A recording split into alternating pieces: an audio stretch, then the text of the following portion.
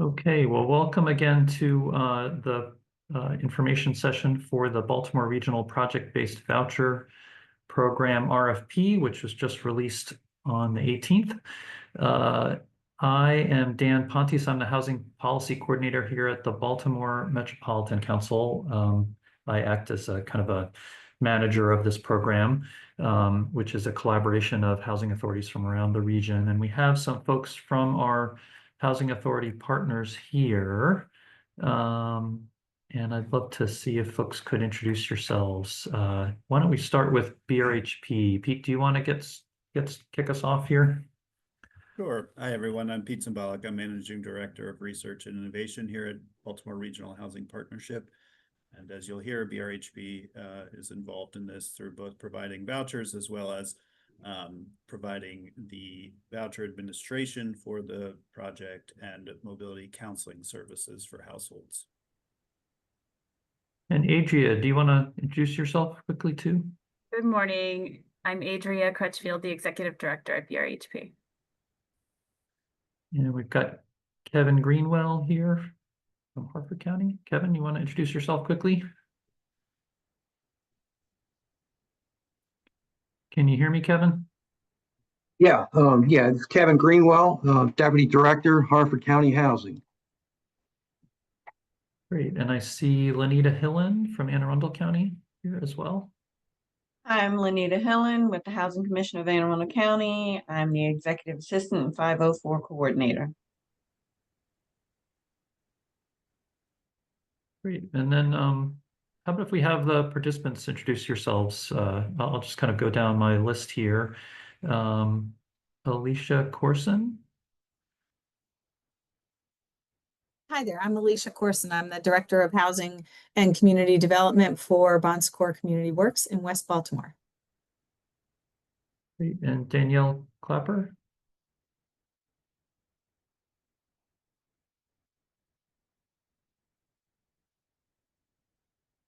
Hear me. I'm from HVPG. We're just very interested in this topic. Thank you. Chris Marshall. Hi, good morning. My name is Chris Marshall. I lead affordable housing development for a company called the NRP Group, vertically integrated development, construction, and management, operating at least regionally, certainly in the Baltimore metro area. And I'm glad that we're having this meeting this morning to hear more and ask questions. Deepti Jain.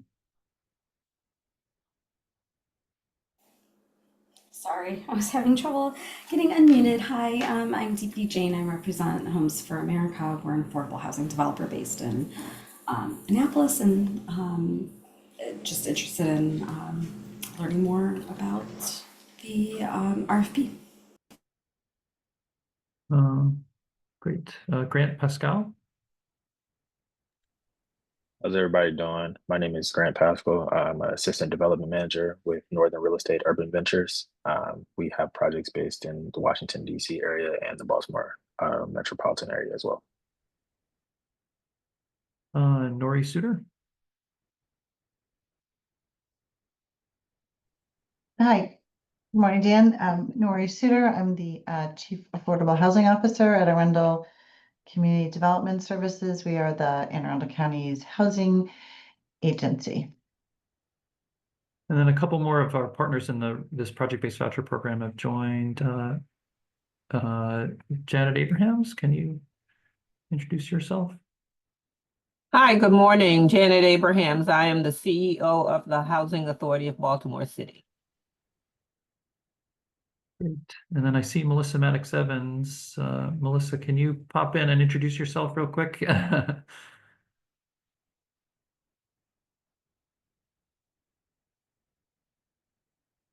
Hi, Melissa Maddox Evans, Executive Director, Housing Authority, City of Annapolis. We have a rotating chair system of our collaboration of housing authorities around the region. Melissa's this is her last day as our rotating chair of the partnership, and Gina Gibson from the Housing Commission of Anne Arundel County will start tomorrow as our chair for fiscal year 26. Joe Buckley. Oh, I'm sorry. Kenyatta Green, can you introduce yourself as well? Sure. Good morning, all. Kenyatta Green, the Executive Director for the Baltimore County Office of Housing. Great. Let's see, Joe Buckley. Good morning, Joe Buckley, Development Officer with Green Street Housing. Thanks, Dan. Nicole Earl. Morning, Nicole Earl, President of Dominion Community Development Corporation. We're an impact investment real estate firm based in Baltimore, Maryland. Thanks for having us. And Nikki Savoy.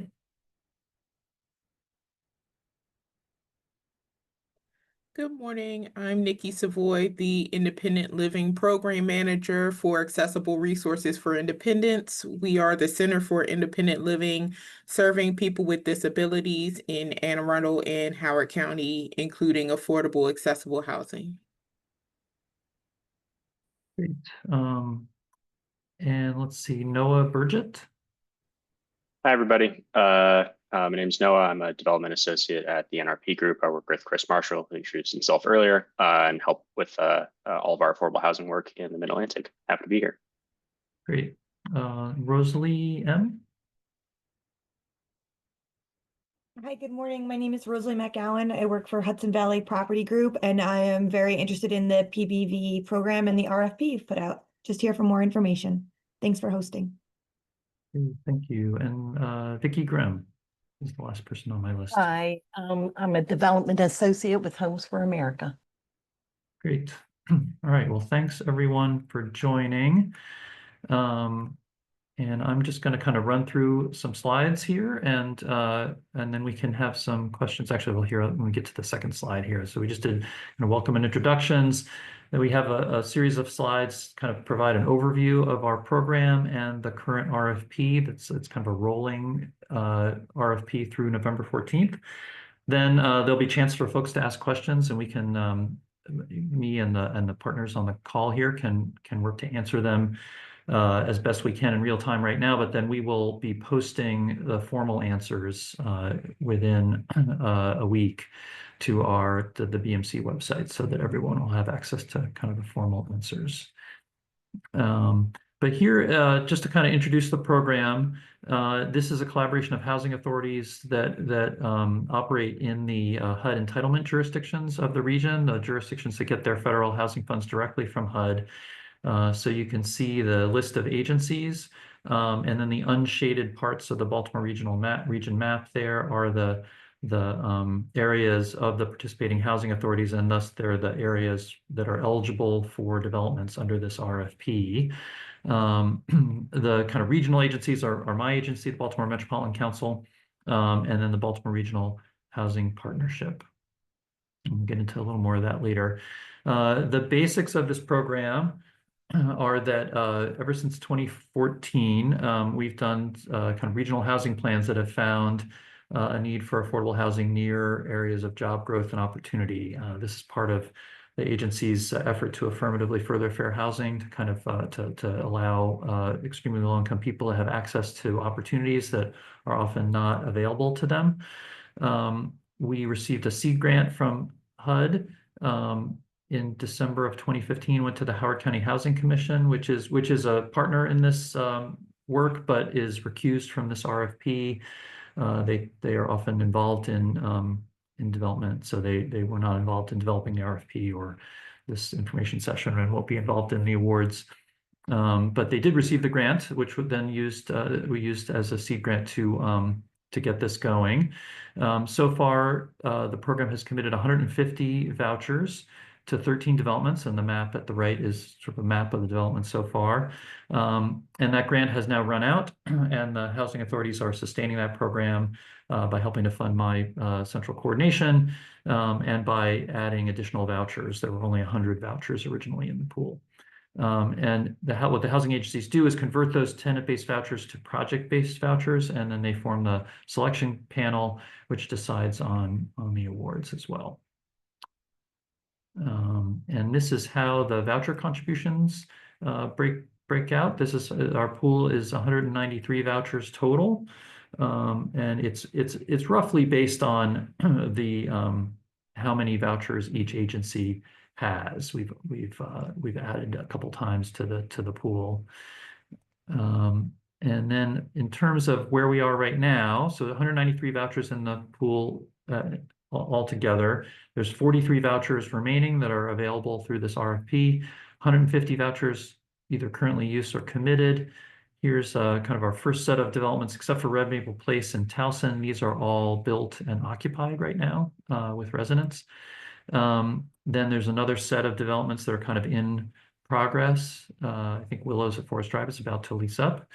And then a couple of years ago, we made our first award to existing housing, Orchard Meadows and Ellicott City, owned by the Howard County Housing Commission. And those are leasing up on turnover. That's how we handle existing units. So this RFP applies to new construction, which is the majority of our awards, substantial rehab of existing housing like Orchard Meadows.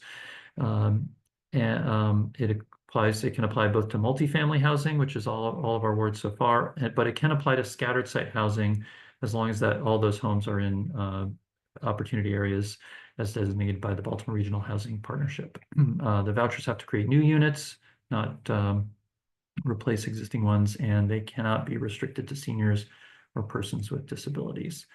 They're only awarded in these opportunity areas, which are the green areas on this map by the Baltimore Regional Housing Partnership. And then we have a couple of other restrictions on the awards as well. The zoned elementary school needs to have free and reduced meal eligibility rate of 70% or less, with the idea that we're not looking to help extremely low income students attend extremely high poverty schools. And they new this year, sites need to have at least 70,000 jobs within 10 miles of the site. Here are the tools to identify opportunity areas on the Baltimore Regional Housing Partnership website. There's a search tool where you can plug in an address and see if it's in their opportunity area or not. And then there's this opportunity area site as well, where you can just kind of look more at the map. And that's the map that was on the previous slide. And you can zoom in and look at exactly where in the region those opportunity areas apply. We have a scoring rubric in the RFP for folks who've had a chance to take a look at it. A total of 63 points, and then there's a minimum score of 38 points in order to be awarded vouchers. If the development applying is a twin proposal, although since we're in kind of an off cycle, that's unlikely, I suppose, but non-senior components of any twin proposal are scored together as one development. And then the management and financial plan are now threshold requirements. The standards are in the RFP. So you'll see the first factor is opportunity with 33 points. And here's a breakdown of how that the components of that 33 up to 33 points. 5 of those points are automatic for any proposal for Baltimore City or Baltimore County. We're adding points to look to achieve some geographic diversity in our awards. And then the other components I'm going to go through in a little detail in the other slides. Here are the up to 8 points for unit size. You need to have at least 80% 2-bedroom or 3-bedroom or larger in order to get any points under this section. So then there's you get points for more 3-bedroom units that used to go up to 50%, but now to get a better mix, the top incentive is for 40% or more 3-bedroom units in your development. Then there are points for free and reduced meal rates. This is a map which is in the RFP where we've taken the data from the Maryland State Department of Education report card website. This is the address right here. Broken it into quintiles. The top 2 quintiles are not eligible, the highest poverty elementary schools in the metropolitan area. And then you get points for more points for lower poverty schools. So I think it's 5 points for less than 25.9%. elementary school students eligible for free and reduced meal down to 1 point for the 52 to 70% students eligible. Then here is this tool that we use in scoring, and you can use as well to see where your site lies. It's a Census Bureau tool, and there are kind of detailed directions in the RFP for how to see how many jobs are within 10 miles. And there's a sliding scale from 1 to 5 points, with 5 points for the most jobs within 10 miles, down to I think 0 points for under 100,000 jobs. And then again, as I mentioned, under 70,000 jobs, new this year is just not eligible. And in fact, here's a 2024 map that shows how the darkest maroon color is more than 100,000 jobs within 10 miles. And then you see how it drops off. And this shade of kind of red that goes out to roughly Bel Air is the 70 to 80,000 jobs threshold. And so out beyond there, that's where we're not awarding vouchers to sites that are just really far from a significant number of jobs. Alternative transportation can receive up to 5 points, with 5 points for really good transit access, down to 1 point for a transit stop within 1.5 mile walk that are not, where that walk is not entirely served by sidewalks. Here's an example for a Howard County site that's 1 mile from the nearest transit station stop, and so that receives 3 points under this rubric. 3 points if transit stop is within a 1 mile walk. So it's just kind of an example of how you can look on Google Maps to see how far away you are. Other opportunity site factors. So there's another 5 points for factors around the site that could affect quality of life for the residents, such as the presence of sidewalks, environmental factors, and existing concentration of voucher holders and publicly assisted homes. We have 20 points for mix of incomes. And half of those points are determined by the number of vouchers you are requesting compared to the total number of units in your development. And you get more points for requesting under 20% of the total units to be linked to vouchers. And that goes down to 0 for if you're requesting more than 25% of the units be linked to our project-based vouchers. Then we have different standards for, depending on the size of your development. For the largest developments, we're looking for some significant portion of market rate units. So you get the most points, 10 points, if half or more of your development is market rate, going down to 0 if less than 10% of your development is market rate. But that's for larger developments more than 80 units. Then for the smallest developments that are 39 units or fewer, we really just care about the poverty rate of the census tract, because we understand with so few units, you want as many affordable units as possible. So you get more points if you're developing that in a very low poverty census tract, and no points if the census tract is above 15% people in poverty, households in poverty. And then the middle-sized developments, we're looking for a lower share of market rate units. So you get full points with a development of 40 to 80 units if more than 20% of your development is market rate units. And then the last section is design. We are now requiring renderings or photos of structures, the structure or structures, and so we'll rate that up to 4 points, and you don't receive any points if you don't include renderings in your application. We're also evaluating the unit floor plans for up to 4 points, and we're looking for distinction in the kitchen and living room area, if that is kind of one area in your apartments. And then another 2 points for exterior features such as sidewalks and other exterior amenities. Then how the vouchers work. The voucher payment standards vary by geography, as you can see from this map, which is in the RFP. These are the the voucher payment standards for 2-bedroom units. Although the applicable payment standard will be the one when you sign the HAP contract, when the units are ready for occupancy. The contract can be up for up to 20 years, with up to a 20-year renewal, minimum of 5 years.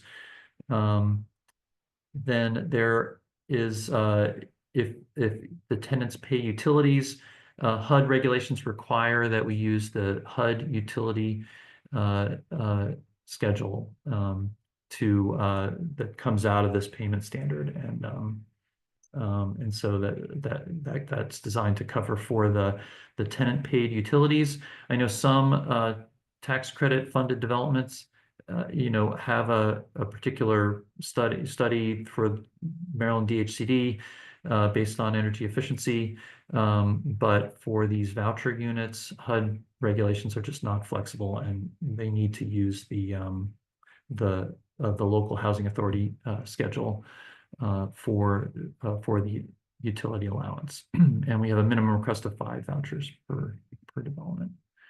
There is this is new this year, the HUD Seed Grant funded mobility counseling for our first residents, but now we need to sustain that. And so we've worked out this system with the Maryland DHCD. It's a capitalized reserve, which is allowed in the multifamily program guide for supportive services. You can request an additional developer fee if you're funding your development with low-income housing tax credits, but it needs to be new resources to the deal, and then these are the calculations. So there's we find that it takes about $3,472 to lease up a family in these units. So we need that much for the initial lease up for each of the vouchers that you're requesting. And then over the turnover for the term of the HAP, we calculate about 10% turnover per year. And so that's the second piece of this. So here's an example for requesting 8 project-based vouchers and 20-year HAP. This is how the numbers work out, and it would be roughly an $83,000 reserve. Here's the how the referrals work. Baltimore Regional Housing Partnership refers all prospective tenants after they do their mobility counseling. This probably doesn't apply right now since we're outside of a competitive round, but the project-based voucher units can be targeted at 30% AMI, but they don't need to. They can get credit for that, and without having, as long as the tenant qualifies for a voucher, they qualify as far as Maryland DHCD goes for those 30% units. We do have standards for screening. The owner applies a screening standard, but we require that you not apply a minimum credit standard, not consider student loan and medical debt, accept BRHP's criminal background check, and not deny tenants for being over income, given this guidance from Maryland DC and DHCD in the guide. So just the last couple of slides.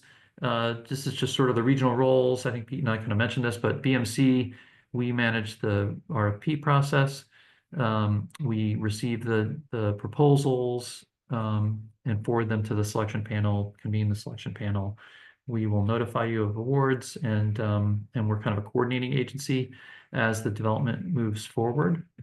The Baltimore Regional Housing Partnership draws applicants from the waiting lists, counsels them, does the criminal background check and income verification, and refers the families to the developments. Also, the innovation of this program is that it can combine vouchers from up to 2 housing authorities in one deal, but rather than working with 2 different housing authorities to do that, BRHP will sign those AHAP and HAP documents on behalf of the housing authority. So that's, we're able to make these vouchers more flexible than they otherwise would be. And you're able to just deal with one agent, one coordinating agency there. And then they also inspect the units and do the other administration of the vouchers. So that's kind of a quick trip through the RFP. You can submit any questions in addition to, we'll have a Q&A in a minute, but you can also submit any questions to me with this email address. We'll post answers periodically. We will post the recording, the attendees, and the slides from this information session. We just receive proposals electronically as one PDF document. You can submit on a rolling basis up through mid-November. And that we anticipate that we can have decisions within 6 weeks of receiving the proposal. And that's our entire program. Here's all the participating agencies. And yes, Chris, you've got a question? Sorry to jump right in so soon, Dan. Yeah, no, that's great. I have a handful of questions in just different categories. I think I'll start with the category around awards in general. You had just mentioned that awards will be issued on a rolling basis. Is there a world in which the program distributes awards prior to those later deadlines that you just listed? That, as you're receiving applications, Oh, sure. as you're reviewing, could you touch on that and how you plan to, at the very least, notify prospective applicants about the current status of available awards? Yes, on this slide, since it's on a rolling basis, we will evaluate proposals on a rolling basis, and we anticipate decisions within 6 weeks of receiving the proposal. So we need a little time to evaluate it, scout the site, get information out to the selection panel. But is that your question? Sort of. Yeah, I mean, reading between the lines, this may not be your official stance on the matter, but you could unofficially say that you would encourage applications as soon as possible, given the rolling awards that you're talking about. Is that correct? Yes, that's correct. I mean, it is conceivable with 43 vouchers available. It is conceivable that we could award all of them. I mean, we would work to notify folks if that happens before this RFP is done. That hasn't happened before. We've never had more applications than vouchers available, but there's time for everything, I guess. My one other question on awards is and apologies for not knowing the precedent on this. Is it possible, or is there a world in which the screening panel awards fewer vouchers to a development than is requested? Yes. In fact, it is in the RFP. Okay. Yes, it's in the RFP. I think it's. Okay. I'm sorry to have missed it. Exactly page, but we do reserve the ability to award fewer vouchers than requested. Yeah. Thanks. Mm-hmm.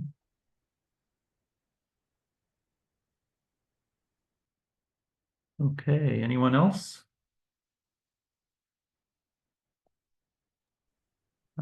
I did have a quick question. Yes, sure.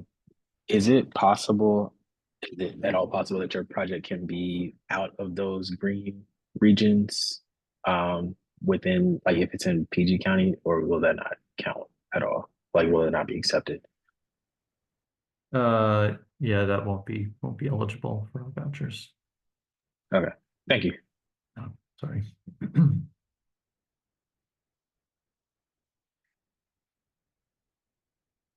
Okay. Hi, Dan. I have a question. I missed the first part of the presentation. As far as for the proposed, site, does it need to be already, under contract in order to submit for an application?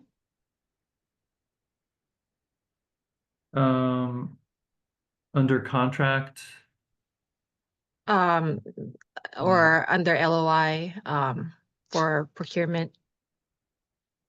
Or will I be able to submit a request for a proposed site? right? No, we do require site control. Okay, thank you. Yeah.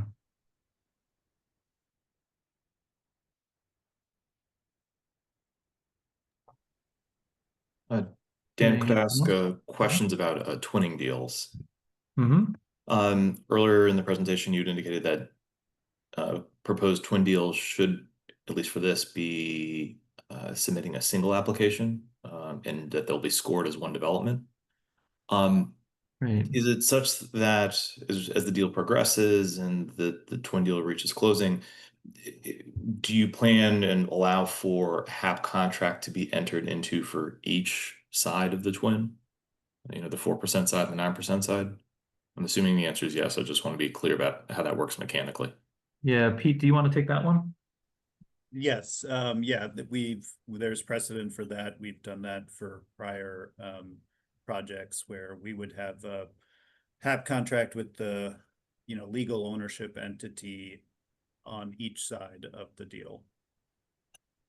And then backing up a step prior to that, as for the number of vouchers that are or I should say applied for the entirety of the twin deal, do you leave it then to the development team and their prerogative to then distribute the total number of awarded vouchers as they see fit between the 9% side and the 4% side? So if we can use round numbers, if a single all-encompassing development inclusive of both the 9% side and the 4% side is awarded, say 10 vouchers, do you then allow for the development team to determine how many of those 10 are used by the 9% owner and the 4% owner?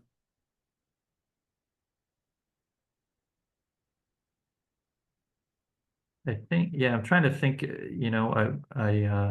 we should probably check because we have awarded vouchers to twins before, and I think we have specified, although we might need to check on that. That's fine. If you could feel free to post an answer about that if you do come up with an answer after checking offline. Mm-hmm. Yeah, I think Pete, unless you have something handy. I think in the prior example, it was specified in the application. Okay. Yeah. And we went with that. If you could post include that answer in the collection of answers that you guys will eventually post online, that would be helpful. Yeah, I think we do say in the RFP that we do care about the distribution of the vouchers in general. Okay. But yeah, we'll get you a definitive answer on that. Mm-hmm. Thanks, guys. Mm-hmm. Yeah, I have another question as far as for, the points that on one of the slides. As far as for smaller development, you mentioned 10% poverty from census tract gets the maximum point, and then 15% and above is 0. Did I get that right? Like 15% poverty and above is 0 points? That's right. Okay. All right. Thank you. I can see if I can go back to that slide, but yeah, here's the Yes, slide. that one. Yeah, I just wasn't sure for some reason. I was assuming that the higher the poverty, the higher the points. But in this case, if it's above 15, it's 0. Yeah, no, and in this program, we're really trying. It really strives to create opportunities for low-income families and kids in particular in lower poverty parts of the metropolitan area. Makes sense. Thank you.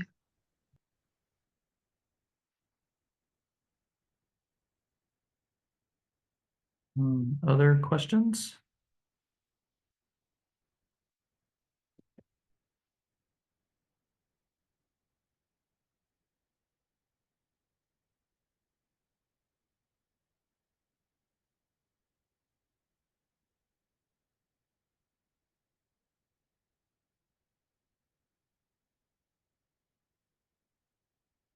Nikki Savoy. I just had a question on, I guess, accessibility features. I know that these aren't supposed to be specific to seniors and people with disabilities, but are there any minimum like ADA standards towards the accessibility of the units? We are not imposing standards above and beyond what's already required under the Fair Housing Act or under, other, by the state if the development is also applying for low domestic tax credits.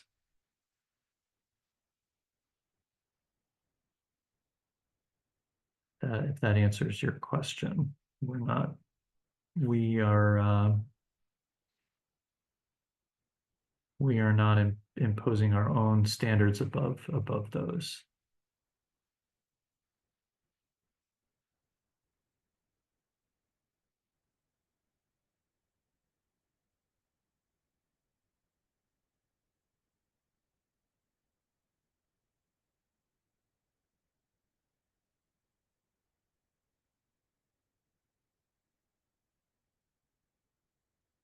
Any other questions?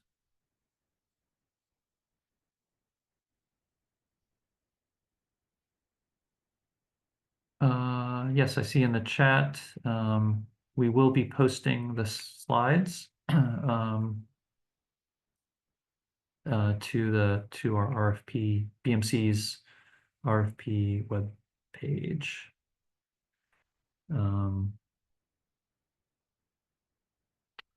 Let me, I'm going to stop sharing for a bit and get that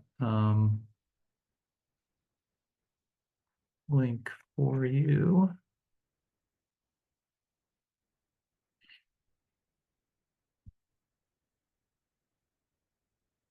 Put it in the chat here. So this is the site that where the slides will be posted, and also on our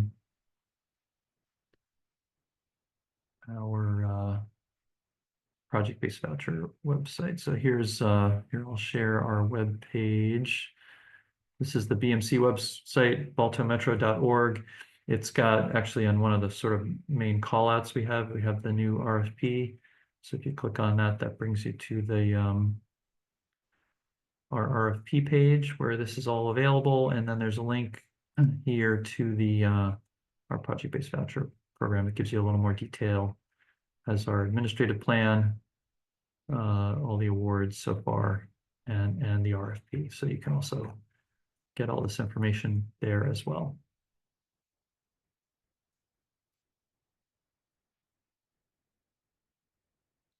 Any last questions before we wrap up?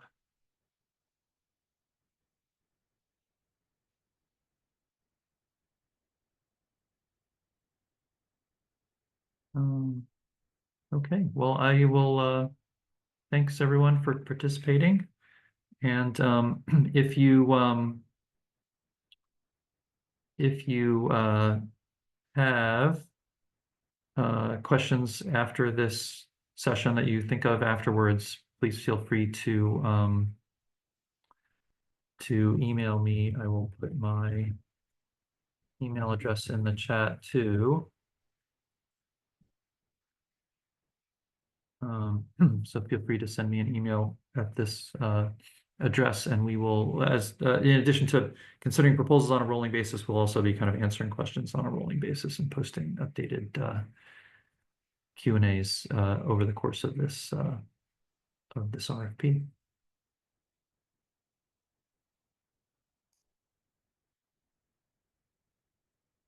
All right, well, thanks everyone for joining us. And I think if there are no last questions, any last questions before we wrap up and close out this Zoom call?